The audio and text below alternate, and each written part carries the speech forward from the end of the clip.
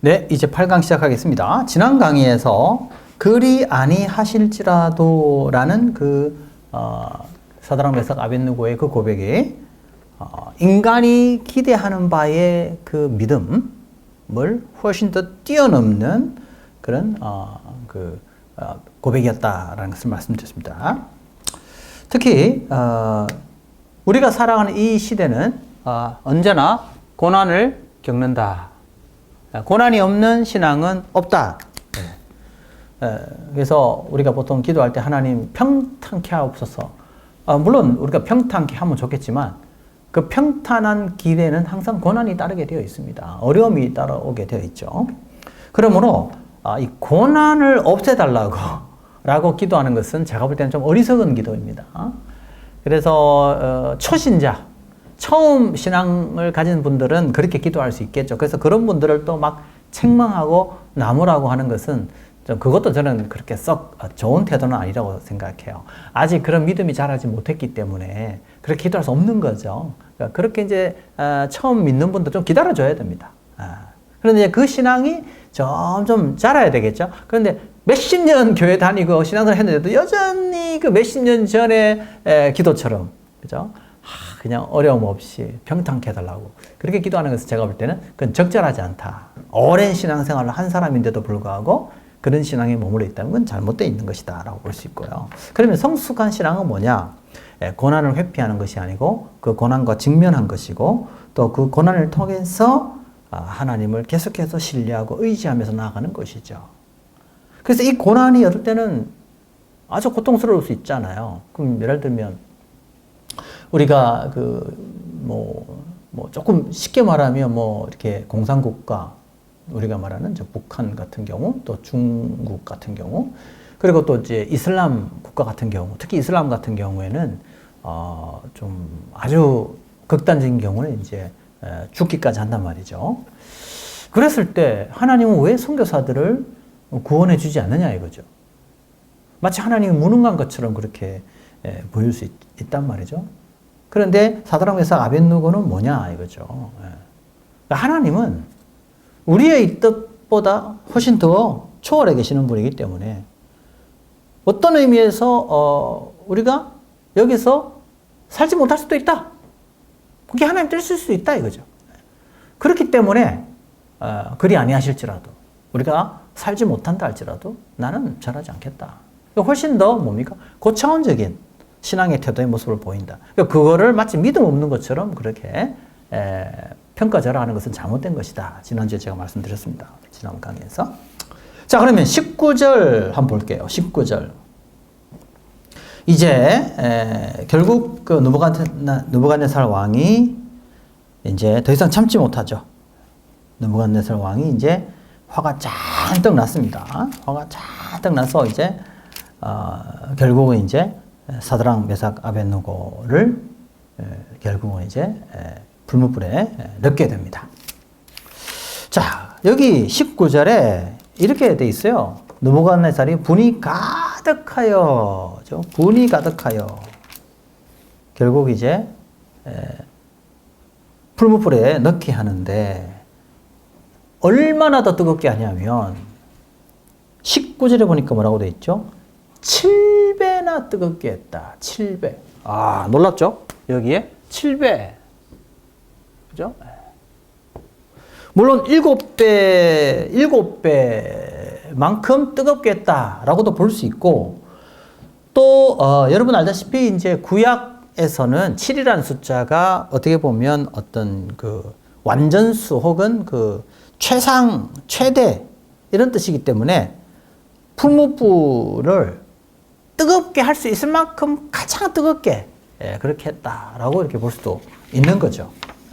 그렇기 때문에 이 풀무불을 7배나 뜨겁게 했다는 말은 더 이상 사드락 메삭 아벳느고가 살 수 있을 가능성은 없다. 그겁니다. 풀무불을 7배나 뜨겁게 했다는 말은 뭐냐? 그죠? 생존 가능성 전무.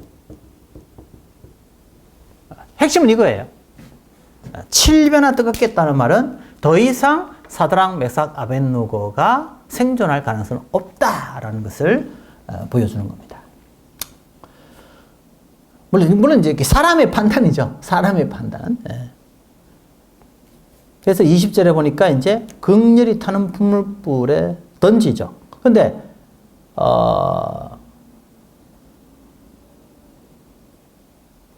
여기 보면 22절에 어떤 표현이 됐냐면 왕의 명령이 엄하고 풀무불이 심히 뜨거우므로 불꽃이 사드락, 메삭, 아벳느고를 붙던 사람.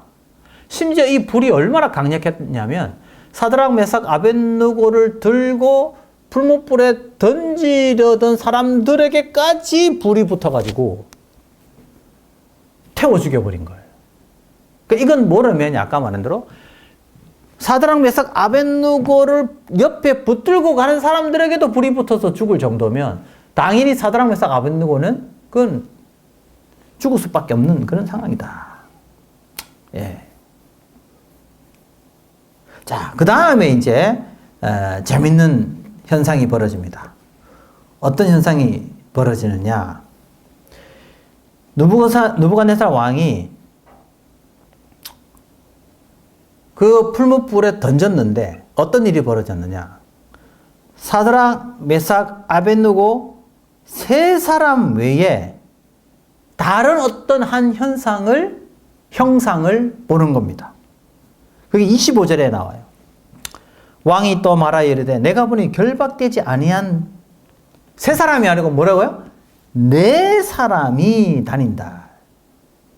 그런데 이 넷째의 모양은 신들의 아들과도 같다. 이렇게 이제 느부갓네살 왕이 표현을 합니다. 여기서 이제 어떤 표현을 우리가 보느냐? 신들의 아들들이라. 신들의 아들들.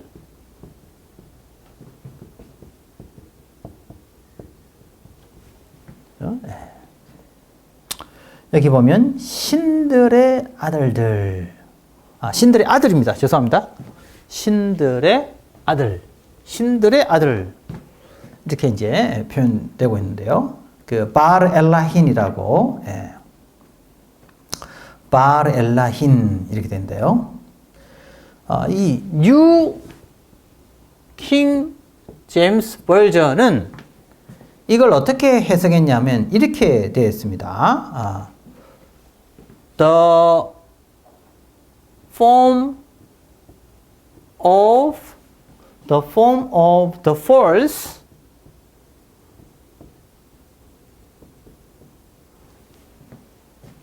is like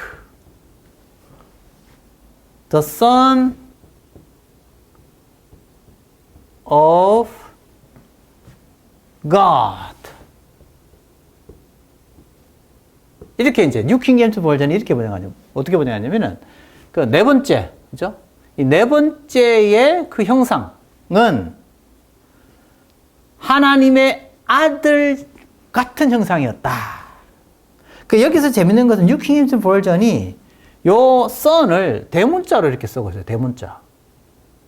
The Son of God. 하나님의 아들. 그러니까 대문자라서 마치 그 성육신 하기 전의 그 메시아 예수님을 마치 나타내는 것처럼 그렇게 지금 표기가 되고 있어요. 이게 대문자로 되기 때문에 The Son. 그죠? 네. 그렇게 이제 돼 있고 NIV 같은 경우는 NIV 같은 경우는 이제 어떻게 이걸 하냐면 이렇게 돼 있어요. The first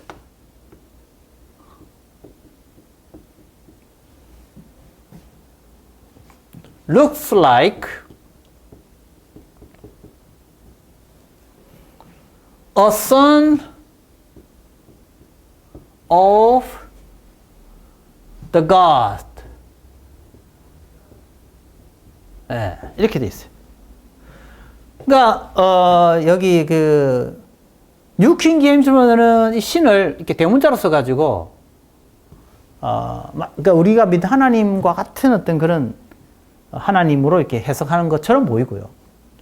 NIV는 신들, 이건 이방의 신들이죠. 이방 신들의 한 아들. 이런 식으로 이제 설명을 하고 있다 이거죠. 예. 그래서 제가 볼 때는 지금 느부갓네살이 하나님의 존재에 대해서 저는 이야기한다고 생각하지 않아요.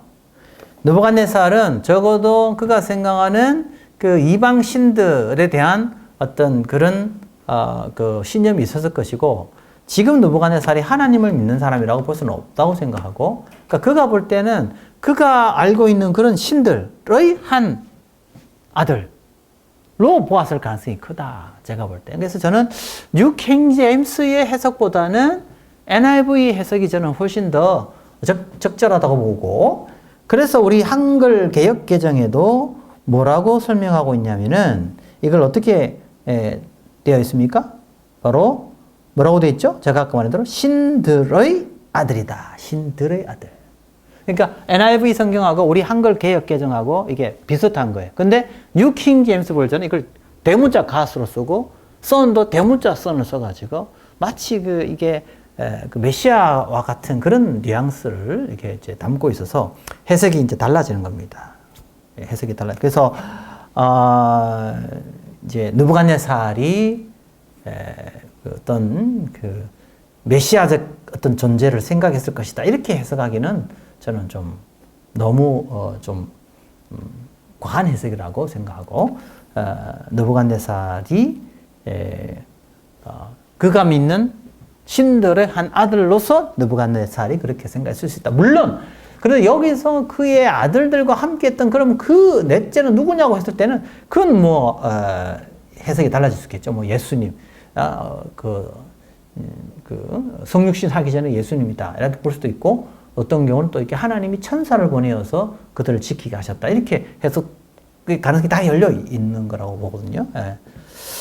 자, 그래서 이제 그렇게 보면 될 것 같고요. 근데 28절에 한번 보면, 그런데 이제 결국 어떻게 됐습니까? 그 넷째가 같이 하고 있다는 것은 뭐를 의미하느냐? 바로 하나님께서 그 사드락 메삭 아벳느고를 지키고 보호하셨다라고 볼 수 있겠죠. 이 넷째의 존재가 결국 하나님의 보호하심을 나타낸다라고 말할 수밖에 없습니다. 그가 그 성육신 하기 전에 예수님이든지 아니면 하나님께서 보내신 천사이든지 간에 어쨌든 하나님께서 사드락 메삭 아벳느고를 불 가운데서 지켰다. 이게 핵심이라고 저는 생각합니다. 자, 그래서 결국 어떻게 됐습니까? 그리 아니하실지라도 하면서 자기의 뜻을 버리고 하나님의 뜻을 선택해서 결국 죽음을 선택한 그들이 오히려 어떻습니까? 생명을 얻게 된 거죠. 다시 살게 되는 것이죠. 그 신앙의 역설은 어디에 있습니까? 아까 우리 뭐 했죠? 느부갓네살 왕이 지금 사드락 메삭 아벳느고를 어떻게 했죠? 회유를 했죠. 이 회유를 사드락 메삭 아벳느고는 어떻게 했죠? 이것을 거절했어요. 자, 회유를 거절한 그 결과는 뭡니까? 하나님의 함께 하심을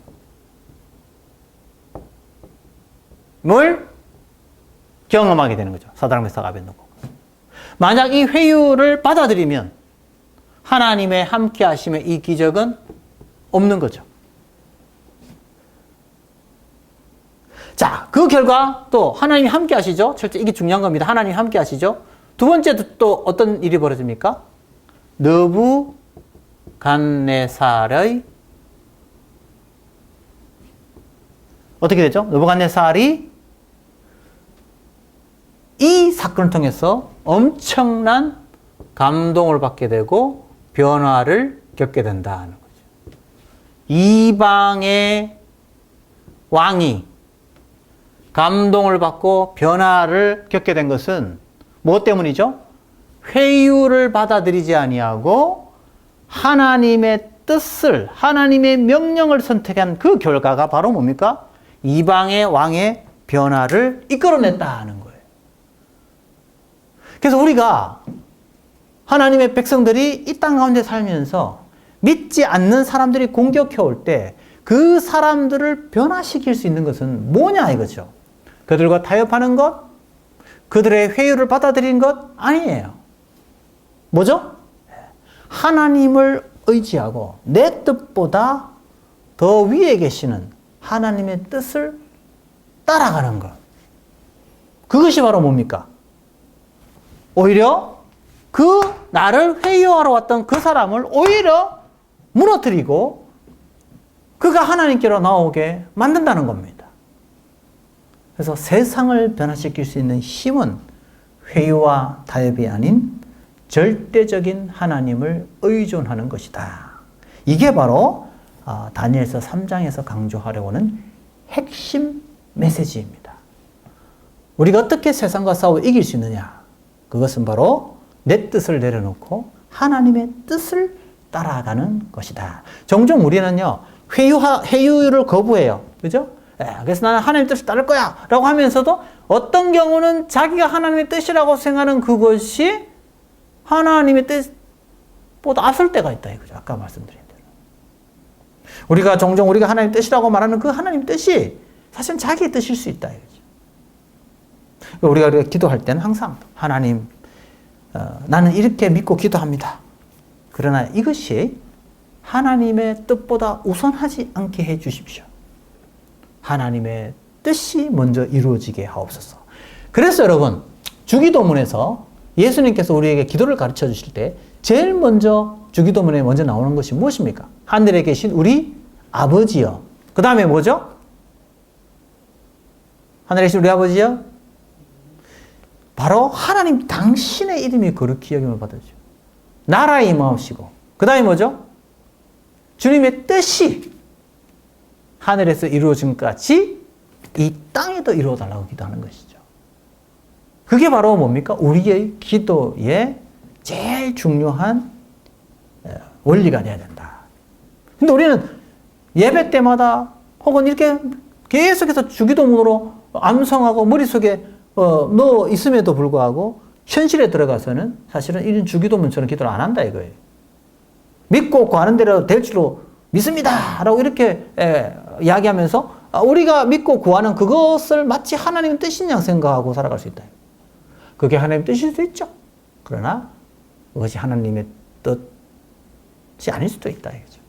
그래서 우리는 항상 하나님의 뜻이 우리의 삶의 중심이 되어야 한다. 자, 그렇게 했을 때 어떤 일이 벌어지냐? 하나님께서 하나님의 언약의 백성들을 높여주신다. 높여주신다. 그렇죠? 그래서 오늘 28절 한번 봅시다.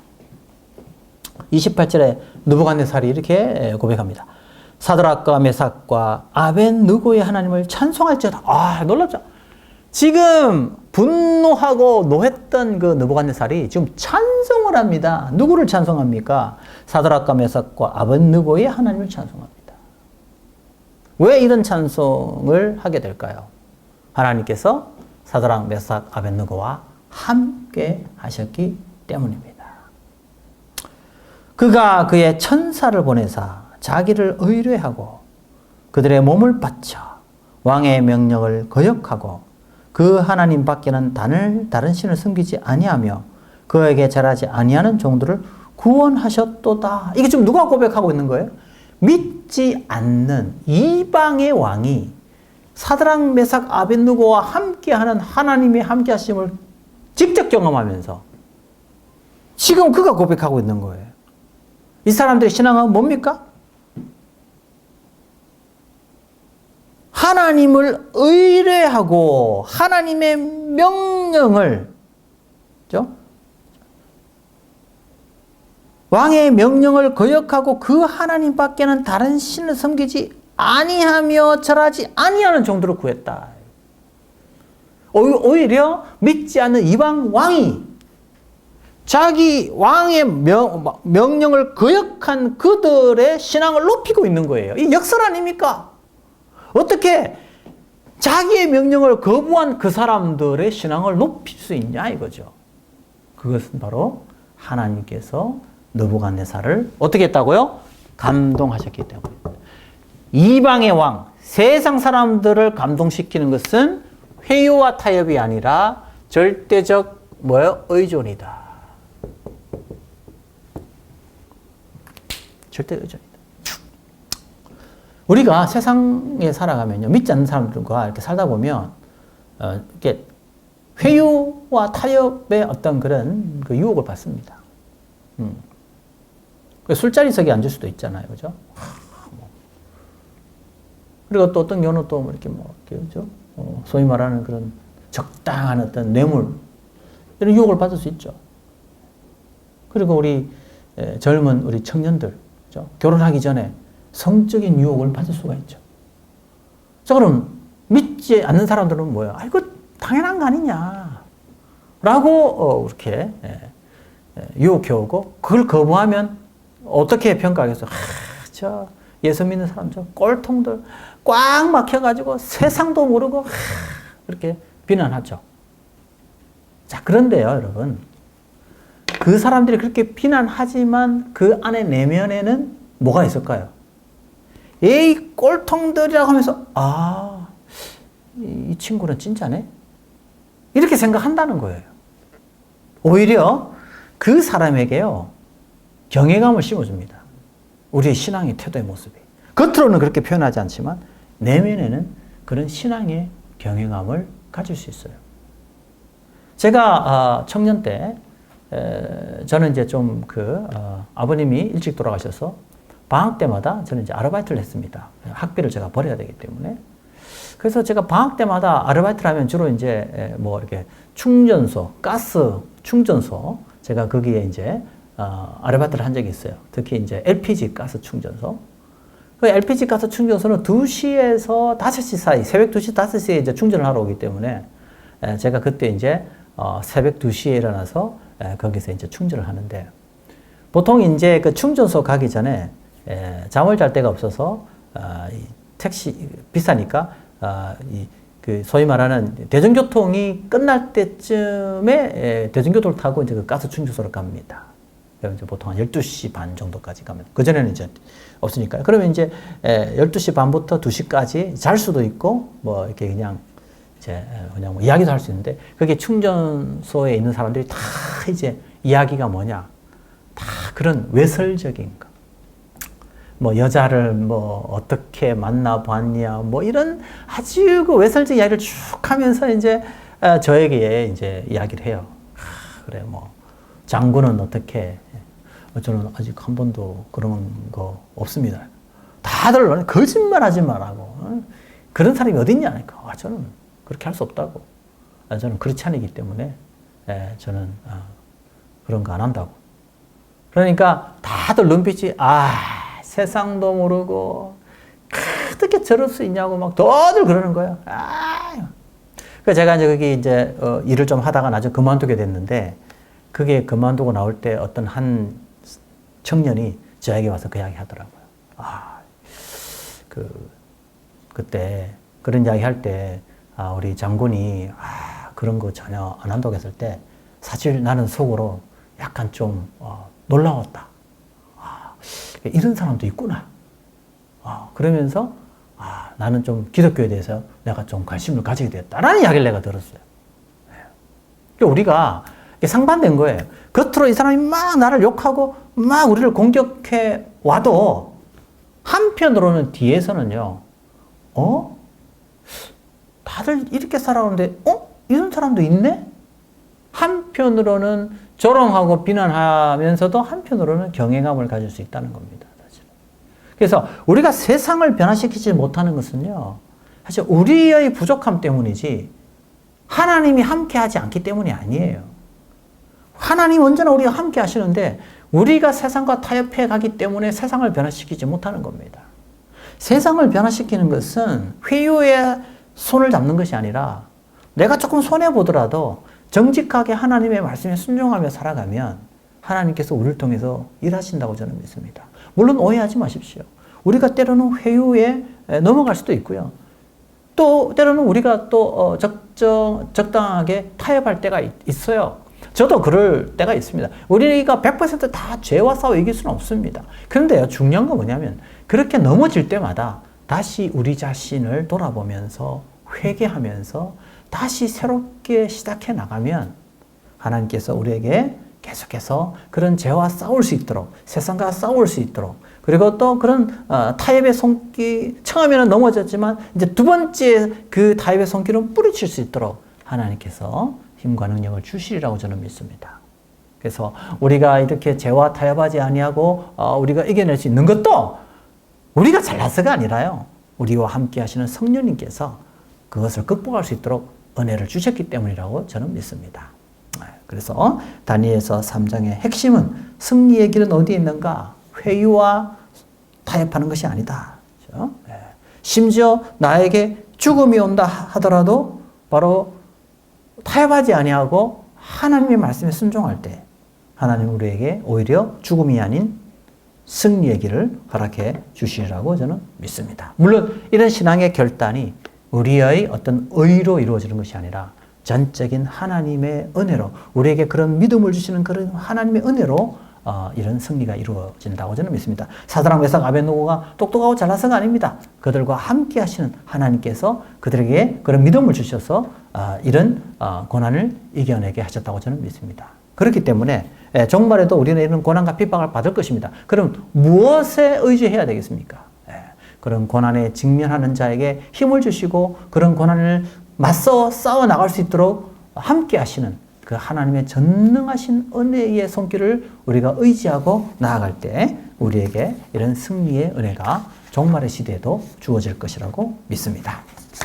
자, 우리 3장 여기까지 하고 이제 4장으로 넘어가 보겠습니다. 4장 보겠습니다. 4장. 자, 4장은 아주 그 구조가 아주 심플합니다.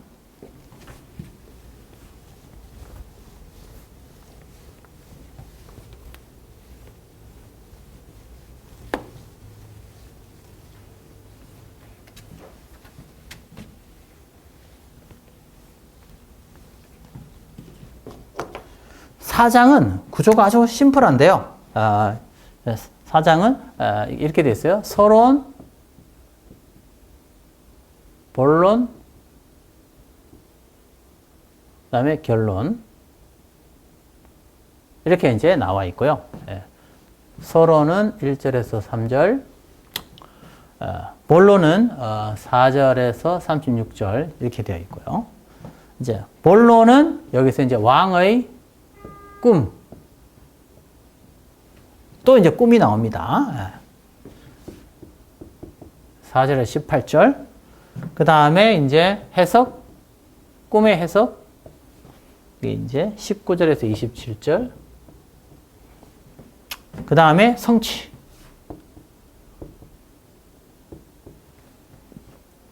28절에서 36절.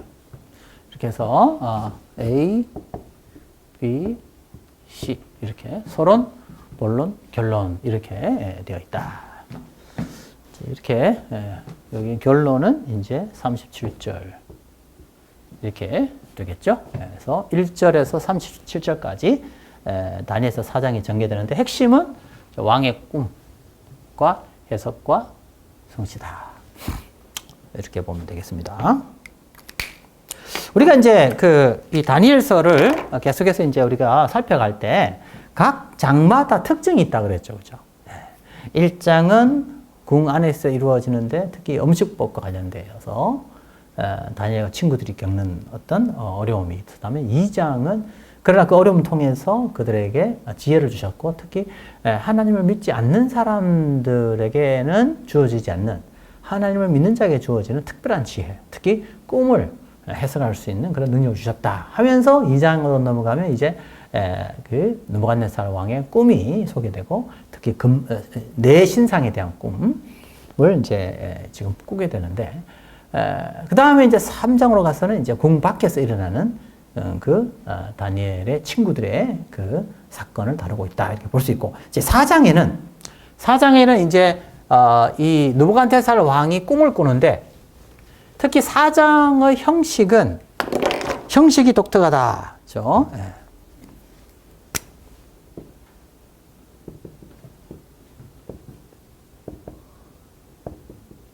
사장의 형식이 독특하다. 사장의 형식이 독특하다. 그럼 사장은 어떤 형식으로 되어 있는가? 첫째, 사장의 형식은 서신의 형식이다. 네.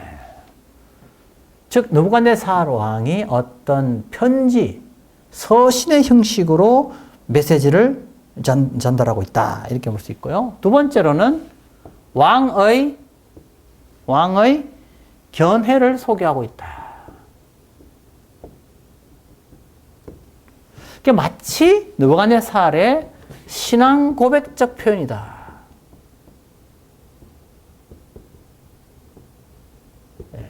신앙 고백적 표현이다. 왕의 개인이 경험한 신앙 고백적 표현이다. 그 다음에 이제 그래서 특징이 뭐냐면 시작과 끝이 성령으로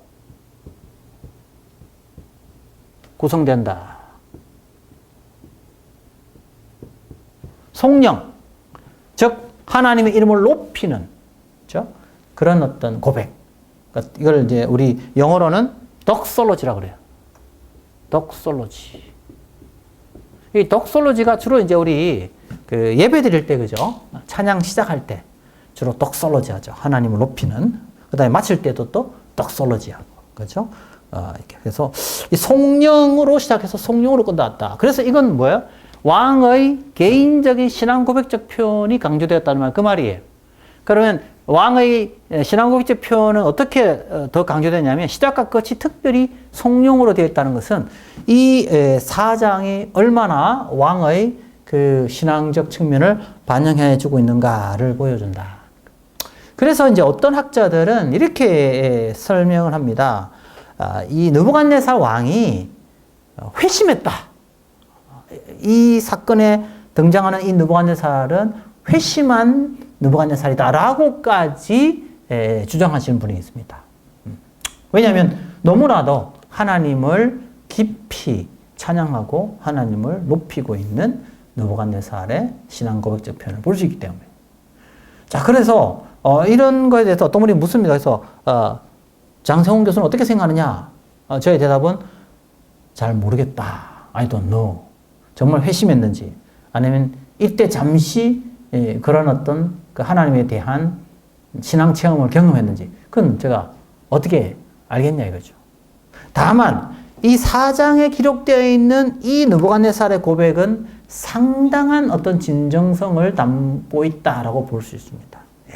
그게 뭐 어떤 정말 참 회심인지 아닌지는 알 수 없지만 잠깐 경험한 건지 아니면 정말 회심했는지 그건 우리가 알 수 없겠지만 그래도 이 사장에서 느부갓네살 왕이 보여주고 있는 이 고백은 상당한 어떤 그런 신앙의 진정성을 반영해 주고 있는 것이다 라고 저는 그렇게 생각을 합니다.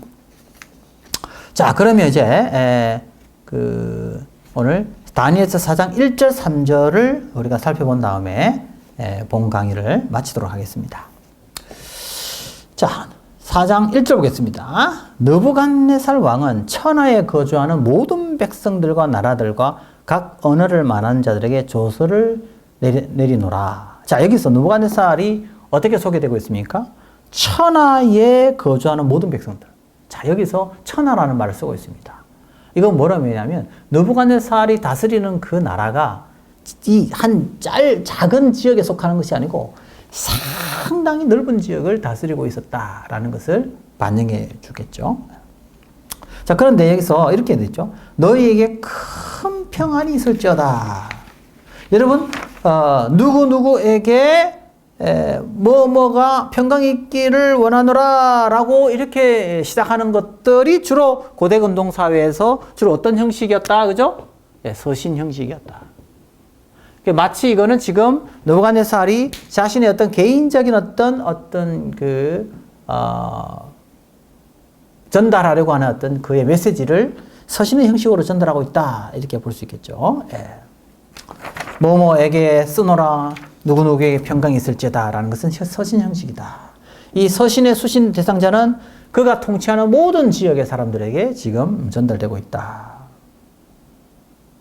자, 그러면서 2절에 뭐라고 돼 있죠? 지극히 높으신 하나님이, 지극히 높으신 하나님. 그냥 하나님이 아니고 지극히 높으신. 그래서 우리 3장과 4장의 차이가 어디에 있어요?